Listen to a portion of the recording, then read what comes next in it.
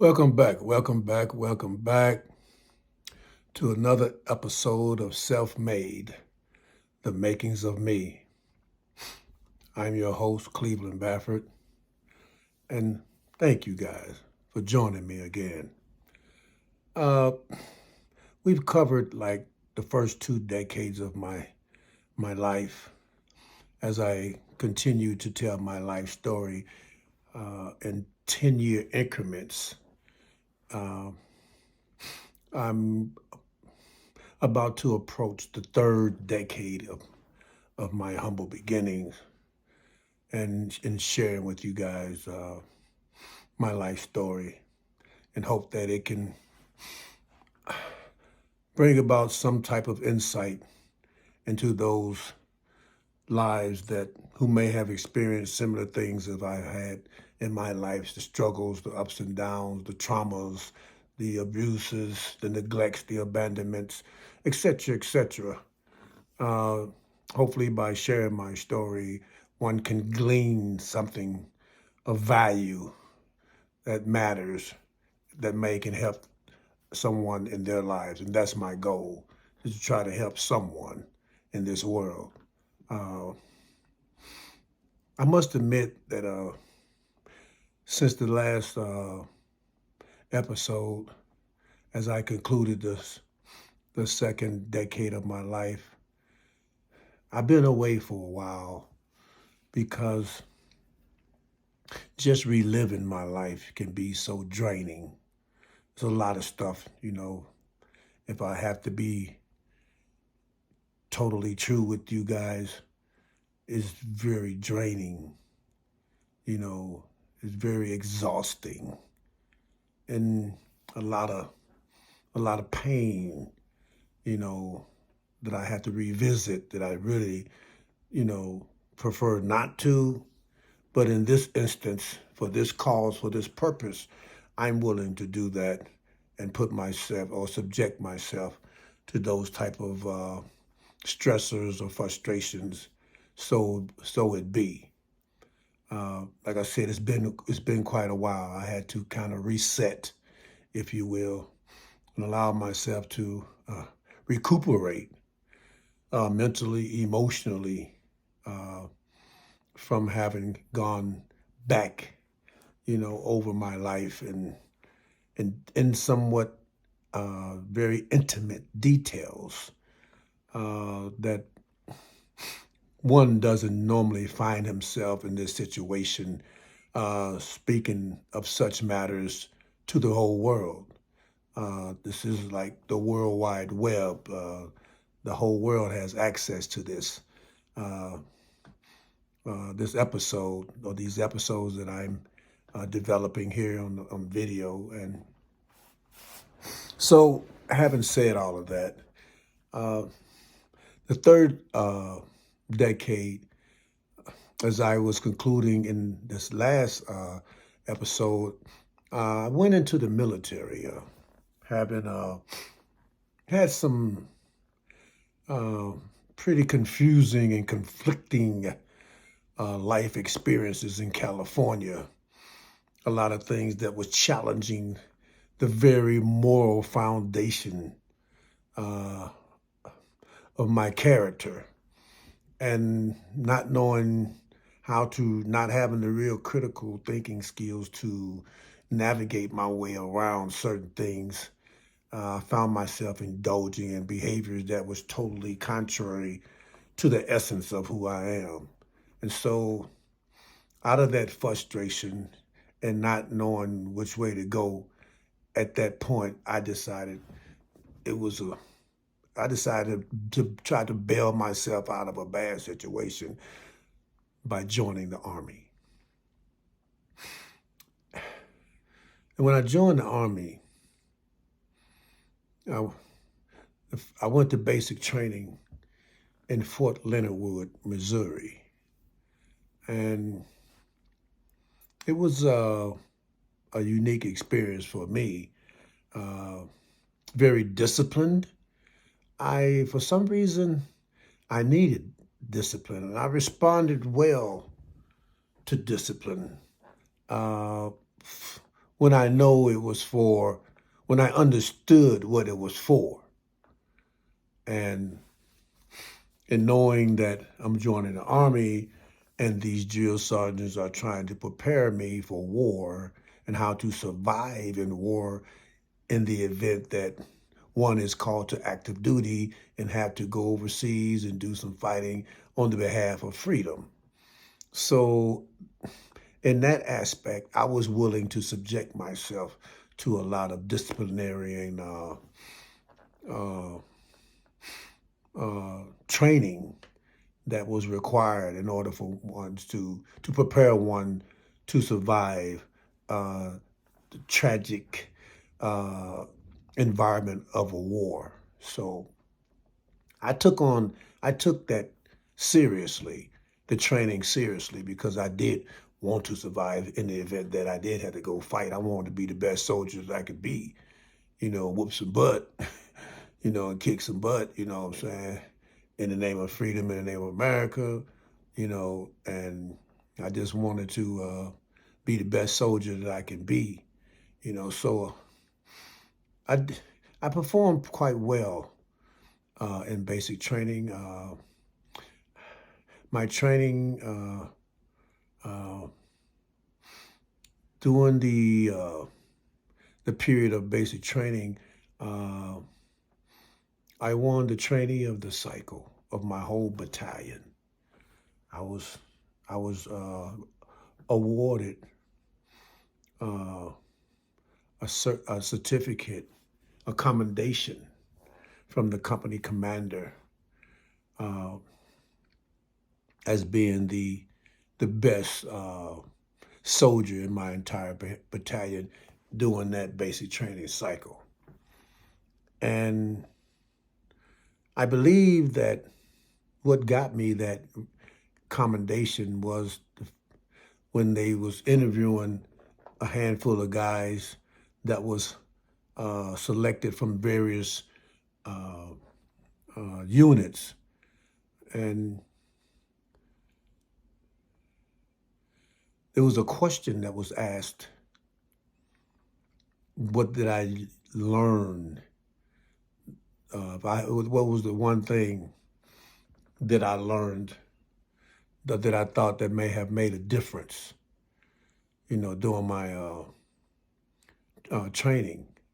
And I recall one time out on bivouac, uh, we was already pre-trained on how to deal with gas, uh, uh, being gassed in certain situations. We had gas bombs or whatever, and they was telling us whenever you find yourself in a situation where gas bombs are being thrown, pay attention to the direction of the wind and see which way the wind is blowing the gas and get behind the wind.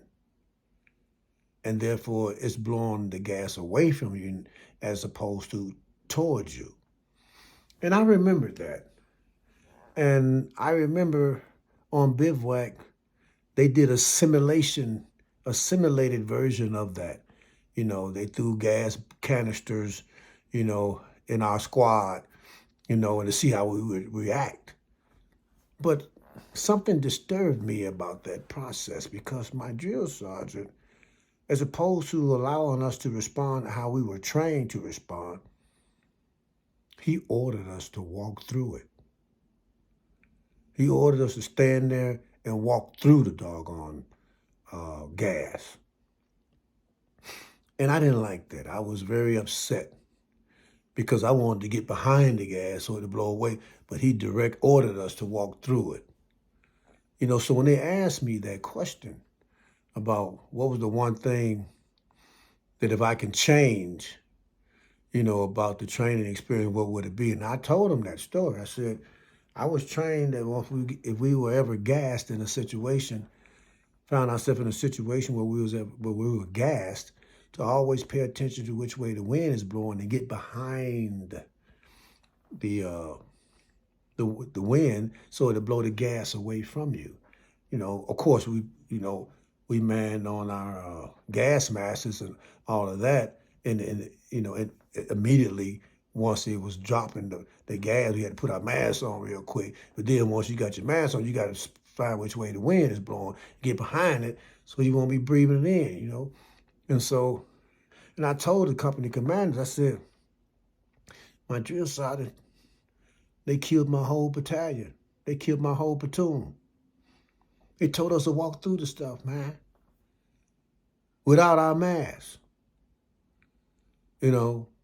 And if I would change something, that's what I would change, to allow us to respond to how we were trained and not to actually, direct us to walk through the stuff and actually kill ourselves. If that's a simulated hypothetical situation, you just killed the whole platoon. So I think it was that won me the basic training of the cycle. And I was so proud of that combination because that was real crucial.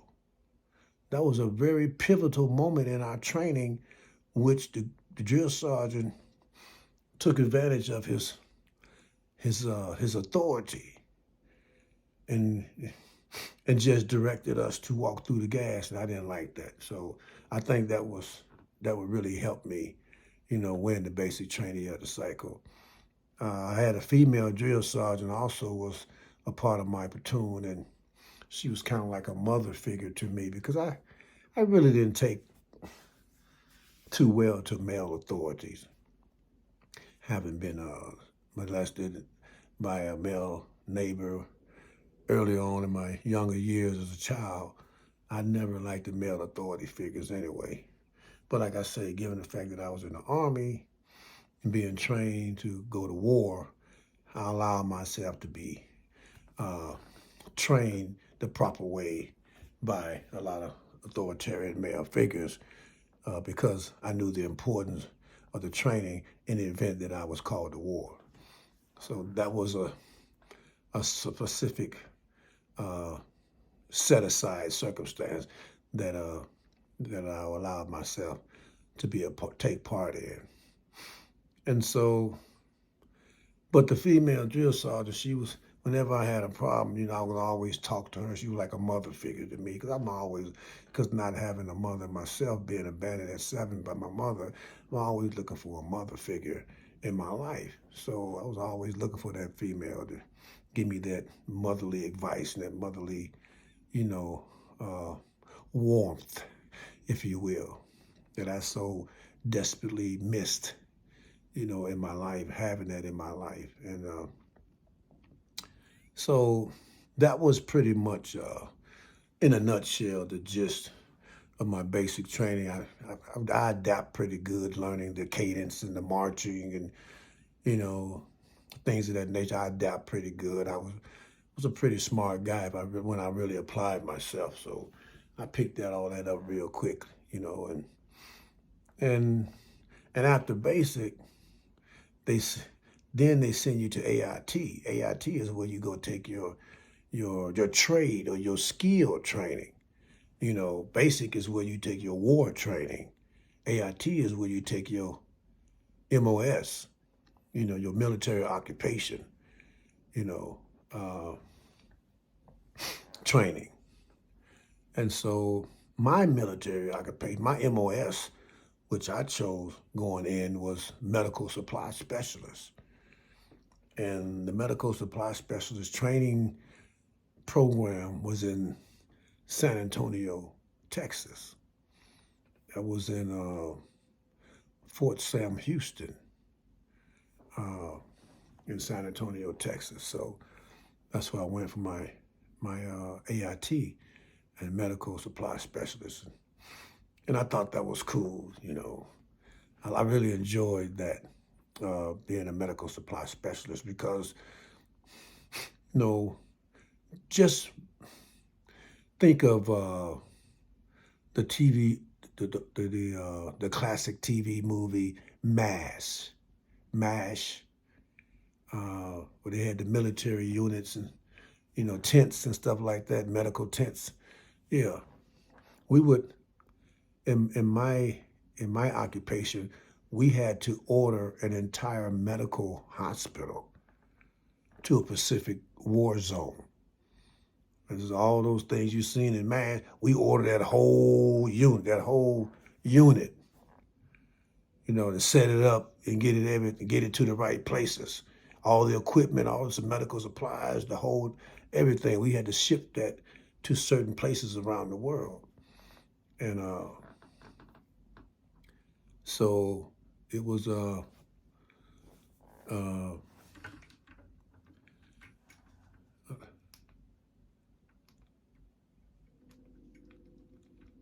excuse me for my light going out. I don't know if I had it on a timer or not, but anyway.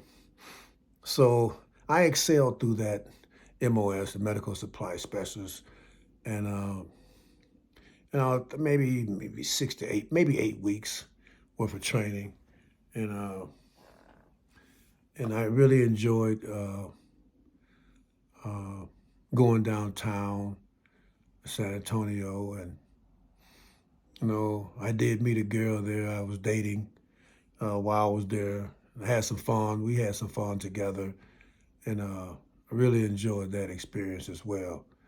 So overall, learning my military occupation, going to a new city, which was in Texas, I really enjoyed that experience overall, and I learned something, about the supply chain, if you will, uh, management,